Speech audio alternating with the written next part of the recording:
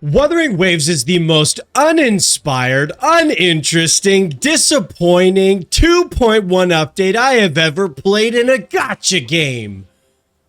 I'm just kidding, but it seems like in some cases when I hear people talk about 2.1, that's what they're talking about. And I'm not gonna lie, it feels a little bit overblown. So I wanted to take a little bit to talk about what some of my thoughts are on the latest patch for Wuthering Waves, some of the successes, some of the failures, and what I think we can do to improve in the future. But before we get into that, make sure to drop a like and subscribe, everybody, for more gacha content. We do Zenless Zone Zero. We talk about some Genshin, Star Rail, Wuthering Waves. We talk about a lot of stuff just to go the button already, okay? I just went full, I don't know, from Invader Zim there for a minute, but that's okay. But look, we're talking about Wuthering Waves 2.1, and out the gate, I'm feeling pretty good about some things and a little disappointed about others. So just for context here for what I have completed so far within the game, I have 100%ed Renacida.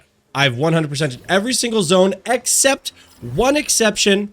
I have not done the latest Riccioli's Island. And I will say that is the one thing of 2.1 that I have not yet had an opportunity to jump into for the Old Man and the Whale event, because I'm going to dive more deeply into that, and I want to give that like a full kind of experience and review as I get an opportunity to do so. But I've cleared everything else that's currently available in the game. I've cleared the latest story patches. I've tried out the different game modes that have dropped so far with the Fantasies of 1,000 Gateways, with the Whimpering Wastes. I've also managed to pull Phoebe on my account, and she's like relatively built as of this point. She needs some work. I think like the 256 crit damage is kind of nice, but the crit rate needs a little bit of a buff there as well. So all that being said, I just wanted to show you that I have had an opportunity to dive into all the various game modes so far in this game. So first things first, let's go in and let's talk about the latest story patch. Now, my current thoughts on the latest story patch for Wuthering Waves was that it was pretty good. If I'm being honest, I probably would give it an IGN 7 out of 10. And that's because I really liked the overall kind of plot that we got to do. I loved the feeling of going deeper into the Alvarado Vault and unearthing some of the mysteries there. Also, I love opportunities for Zani to get some more screen time, as well as Phoebe as well. And I really thought we got another great step into Phoebe's character and about how she's feeling about these contradictions she's finding within what the Order is espousing to believe and what it's actually enacting on the citizens and people who live in Renacida. And so I was really happy with kind of the development of that story, and I'm really interested to see where it's going to continue to go. Like, let's keep in mind here, we still have, I think, like 3 more acts. I think they have already teased that's going to be coming out for Renacida specifically, and it's kind of mainline story quests. So we still have quite a bit to go in terms of tying up all of these loose ends and all of these mysteries. So I definitely am fairly happy with how that enacted, how that went. And the only piece that I found a little bit disappointing that I'm really excited when we get more of an opportunity for is like just more on-screen time between Zanny and Carlotta, because I do really like both of their characters. So the more on-screen time that they can have together, the happier I'm gonna be. I'm not gonna lie. It's just an all-around positive thing. Now, the next thing I want to talk about is the 2 latest game modes that have been added into the game. And the first one is the Fantasies of 1,000 Gateways. Now, this is basically like a more stripped down, elusive realm that actually allows you to bring a full team into the game. And I gotta be honest, it was kind of meh. I didn't feel like I really had to ever think about anything as I was going through this game mode. I basically just locked in my Carlotta team and just flew through it. And I will say it's also even not like a meta Carlotta team. I'm just running Verena, Sanwa, and Carlotta right now. The buff selection for this game mode is just very minimal. The only thing that you're getting there is like increased damage or increased attack or increased crit rate. Like, there's not like a lot of like build variety or anything unique there. The other thing on top of it is the rewards you get is almost like a more stripped down and minimized version of a tacit field. So while you do get the added benefit of, an extra 160 asterite you get weekly from this game mode, it doesn't really offer much more to the overall gameplay experience other than, hey, look, more free currency. So I would like to see a little bit more from this game mode, making it, I don't know, a little more in-depth, or finding some other ways to make it unique. And I think going off of that subject and finding ways to make it unique, I do want to talk about the other game mode, Whimpering Wastes. Now with Whimpering Wastes, I'm not gonna lie, I had heard a lot of negative things from a lot of people as we were talking about this game mode. A lot of people were saying things that like they hated it, they didn't really like how it was done, and so I kind of came in with a little bit of a biased perspective, if I'm being honest. And so I didn't really know what to think of as I started it off. And I think I had the same reaction that a lot of people had when I started off this game mode, in that the first 4 or 5 floors are basically nothing. Like I went in with my teams. I just went in and absolutely cleared each floor. Didn't have to think about anything in terms of like the token system, what tokens I was bringing in onto those floors, and cleared them no problem. But then as I got deeper and deeper down, I definitely was feeling more strain on my account. I was not doing a lot of aggressive character investment after 1.1. I kind of was keeping up with dailies and the minimum things. I haven't been really developing my characters. And I definitely have been feeling kind of the lack of power from some of those characters within this game mode itself, and kind of having some incomplete teams. And the disappointing part of that is it didn't really feel like, at least for some of the stages, there was a ton I could do in addition to it without just building the characters more, which to some degree is expected. But the biggest problem for it is that it basically just feels like a DPS check as opposed to like a unique gameplay experience. For example, in the hologram towers, as you are doing more and more difficult floors for the bosses, you're getting more movesets being added in. It becomes more difficult. They don't simply just scale up the HP on the boss, but they are ramping up the actual difficulty of the boss by adding in new mechanics. That's not the case for something like Whimpering Wastes. In Whimpering Wastes, it's just scaling the HP. And that, in addition to the AI programming for the mobs in this game mode too, just also make it really, really disruptive and just like not fun. I think when a lot of people heard about this mode initially, they were really excited, and understanding like the boons and tokens you're going to bring in was going to allow for more variation in playstyle as you're going through and clearing the floors. And to be honest, it's not. Each boon is just a slight variation on just do more damage. There's nothing that gives any kind of unique gameplay experience. They're not really gadgets that change the levels as you go in and play them. It's just, we're just buffing more stats, which, I don't know, seems a little bit too basic to me. Like they could have done something a little bit more unique. Like, for example, I was thinking about this more, the gadgets that have been included in this game. Now, recently, because I needed to get my last sequence for Spectral Rover, I was going through and I was doing a little bit of grinding in Mount Firmament. And while I was grinding out Mount Firmament, I came across a world quest that required me to use this activated chrono sign.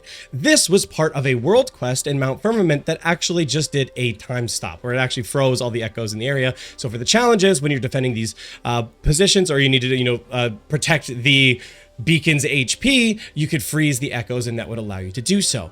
I think people were looking for more mechanics like this, especially in a game mode that you are running against the clock and there's so many echoes that are basically just scattering everywhere. The whole problem is you're trying to keep them all contained. So unless you have some kind of AoE grouping unit, like something like a Jianshin, then you have a really difficult time in doing so. So I think by swapping out, instead of just stat boosting some of those tokens, but having more like utilities or gadgets being available to those stages to change how you play the game, I think would be way more interesting.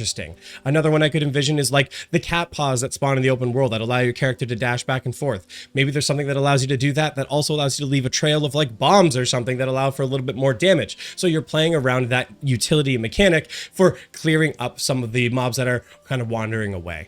I think overall, though, I would still like them to rework some of the AI for those echoes so that they don't just kind of stand there doing nothing in the corner. It was driving me crazy on some of those stages. So I think overall, when it comes to Whimpering Wastes, it's a good start. You know, it's another endgame game mode that's going to reset regularly that we can use. And so I want to see them continue to improve on it. Now, a lot of people have gripes about this taking away a Tower of Adversity reset. And I am going to admit and agree with, I don't think that was a good idea. I would have much rather preferred Tower of Adversity having its normal reset and then them introducing this game mode as well, instead of just removing one or the other. I'm always more of a fan of introducing more rewards for players. And look, Whimpering Wastes does give you a good amount of rewards if you go through and you're getting the clears. Like, it's a decent amount of Asterite. So having that in addition to Tower of Adversity definitely would have been a nice little perk for players. Last thing I want to talk about briefly is the characters and some of the controversy going on around the characters.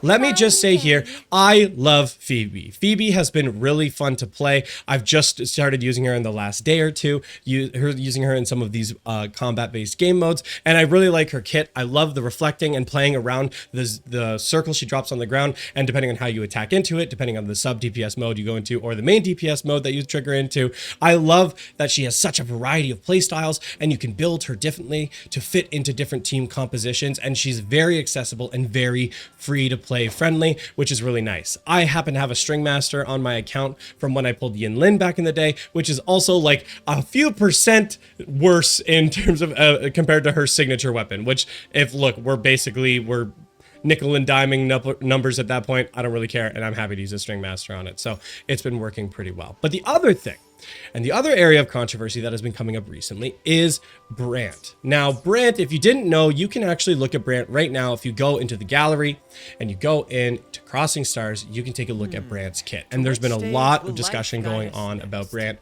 and it being really predatory in terms of this character. Now, why are people saying it's predatory? Main reason is he's pretty hard to build free to play, and I will admit that. He basically, long story short, I'm sure you've heard the arguments before. Long story short, you need to build him with energy regen, and to maximize the energy regen on his kit, you need to either have his signature, which makes it extremely accessible, or you need to have a free-to-play weapon Overture, and you got to basically pile everything into it and have some really good luck on rolling substats on the echoes just to get to the maximum on his passive there of getting up to 280% energy regen. But even the 250 barrier for his new echo set is also still really hard to meet. A lot of people have been saying Brant's going to brick your account, and have had some pretty dramatic takes on it. I'm not going to call anybody out in particular, but I think some people have been taking it a little bit too far. While Brant definitely is not going to be easy to build by any means from everything that I've seen, I do still think he is going to be accessible for players, and people are still going to be able to use them on their accounts.